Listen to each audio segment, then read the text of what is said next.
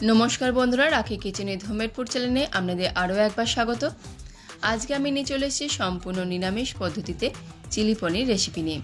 कालकेई आमादेर लक्ष्मी पुजो, ताई एई लक्ष्मी पुजोते किन्तु एटा भोग हिसेबे अनायासे आपनारा दिते पारेन। किभाबे खूब कम समये एटा बानिये नेওয়া যায় आजके आमी सेटाई शेयर करब। चलुन ताहले कथा ना बाड़िये देखे नेওয়া যাক आजकेर रेसिपि। एर जोन्नो आमी प्रथमेई 200 ग्राम मतो पनिर निये निয়েছি।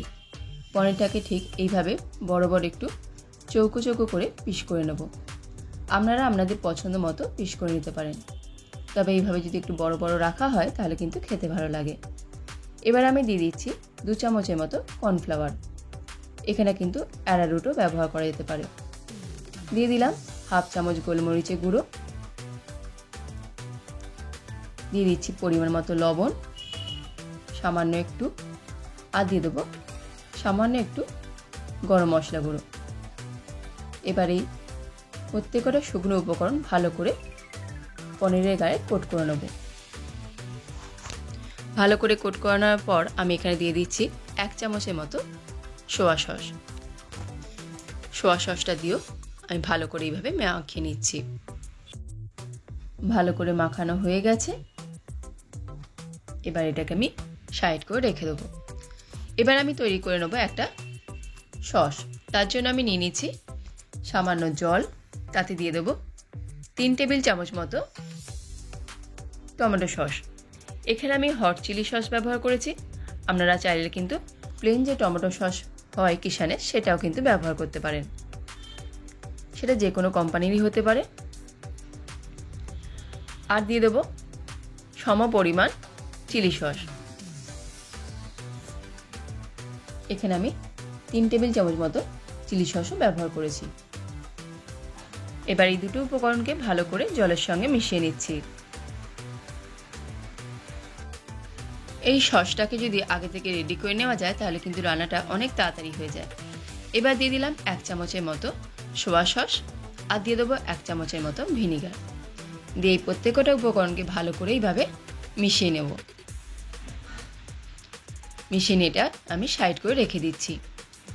এবার আমি গ্যাস অন করে একটা কড়া চাপিয়ে দিয়েছি, তাতে দিয়ে দেবো সামান্য একটু বেশি পরিমাণে সয়াবিন অয়েল।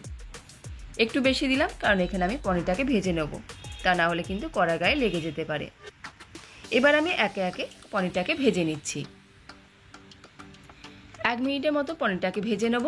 বেশি কড়া করে ভাজার দরকার নেই, তাহলে কিন্তু পনিরটা শক্ত হয়ে যেতে পারে। এইভাবে 1 মিনিটের মতো একটু নাড়াচাড়া করে ভেজে নিচ্ছি হালকা করে।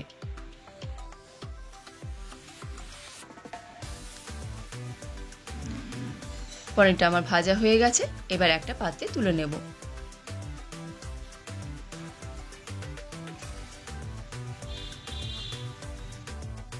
পনিরগুলোকে ভালো করে তেল ঝরিয়ে তুলে নিয়েছি। এবার আমার কড়া থেকে একটু তেলটাকেও তুলে নেব, কারণ তেলটা অনেকটাই বেশি দেওয়া আছে, তাই সামান্য তেল তুলে নিচ্ছি। যতটা পরিমাণ লাগবে রান্না সেটুকুই রেখে দেবো। এবার ওই তেলেই দিয়ে দিচ্ছি আমি কেটে রাখা ক্যাপসিকাম।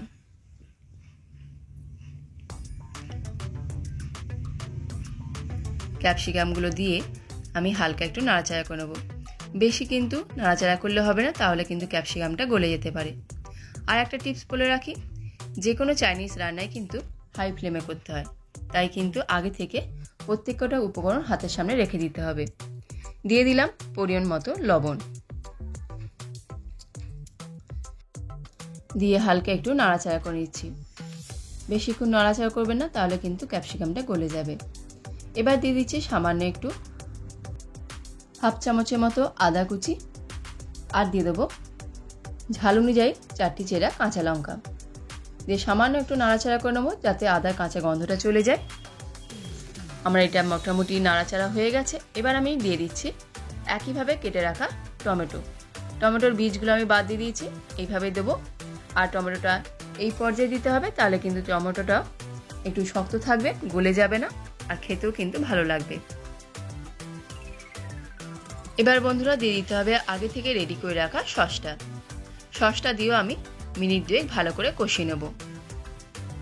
দেখতেই পাচ্ছেন কত সহজেই হয়ে গেল রান্নাটা। রান্নাটা কিন্তু একবারে শেষের পর্যায়ে। সসটা দিয়ে একটু নাড়াচাড়া করে নিতে হবে 2 মিনিটের জন্য। এবার এতে অ্যাড করে দিচ্ছি 1 চামচের মতো চিনি। চিনিটা দিয়েও একটু নাড়াচাড়া করে নেব। এই রান্না যদি একটু চিনি দেওয়া যায় তাহলে কিন্তু টেস্টটা আরও সুন্দর আসে।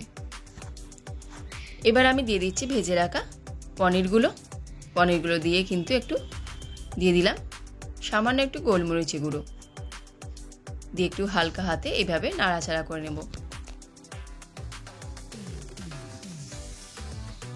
যাতে দেখবেন পনিরগুলো যেন ভেঙে না যায়। পনির দিয়ে হালকা এইভাবে নাড়াচাড়া করে নিতে হবে। 2 মিনিটের মতো ভালো করে নাড়াচাড়া করে নেওয়ার পর এখানে আমি অ্যাড করে দিচ্ছি সামান্য কাঁচা লঙ্কা কুচি। এটা কিন্তু অপশনাল, আপনারা চাইলে দিতে পারেন, না চাইলে নাও দিতে পারেন। তবে এইভাবে যদি কাঁচা লঙ্কাটা দেওয়া যায় তাহলে কিন্তু খেতে একটু ভালো লাগে। আর দিয়ে দেবো 1 চামচের মতো কর্নফ্লাওয়ারকে আমি জলে গুলিয়ে রেখেছিলাম, সেই কর্নফ্লাওয়ার দেওয়ার পর কিন্তু বেশি নাড়াচাড়া করা যাবে না, তাহলে কিন্তু গ্রেভিটা একবারে শক্ত হয়ে যাবে। হালকা একটু নাড়াচাড়া করে নিলে কিন্তু গ্রেভিটা ভালো থাকে, একবারে ঘনও হয় না, আবার একবারে পাতলাও থাকে না। তবে আপনারা যে যেমনভাবে পছন্দ করেন তেমনভাবেই করবেন। যার যতটা গ্রেভি লাগে ঠিক সেই পর্যায়ে কিন্তু গ্যাসটাকে অফ করে দিতে হবে। আমি ঠিক এই রকম অবস্থায় কিন্তু গ্যাসটাকে অফ করে দিচ্ছি, আর আমার রান্নাটা কিন্তু পুরোপুরি রেডি। দেখতেই পাচ্ছেন কত সহজে, কত কম সময়ে কিন্তু এত সুন্দর একটা রেসিপি আপনারা পেয়ে গেলেন, পুরো একবারে অনুষ্ঠান বাড়ির স্বাদে। এবার আমি গরম গরম পরিবেশন করছি।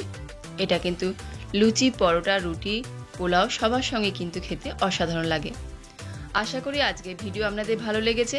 যদি ভালো লেগে থাকে অবশ্যই কিন্তু একবার হলে বাড়িতে বানান আর খেয়ে বলুন আপনাদের কেমন লেগেছে। আপনাদের উত্তরের অপেক্ষায় রইলাম। আর আজকের ভিডিও যদি আপনাদের ভালো লেগে থাকে অবশ্যই কিন্তু আপনাদের প্রিয়জনদের সঙ্গে শেয়ার করবেন, একটা লাইক করবেন আর আমাকে জানাবেন আপনাদের কেমন লেগেছে।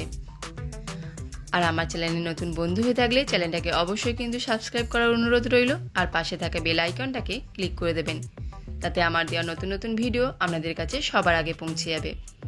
আজ তবে আসি, চলে আসবো আবারও কোনো নতুন ভিডিও নিয়ে। ততদিন আপনারা ভালো থাকুন, সুস্থ থাকুন। ধন্যবাদ।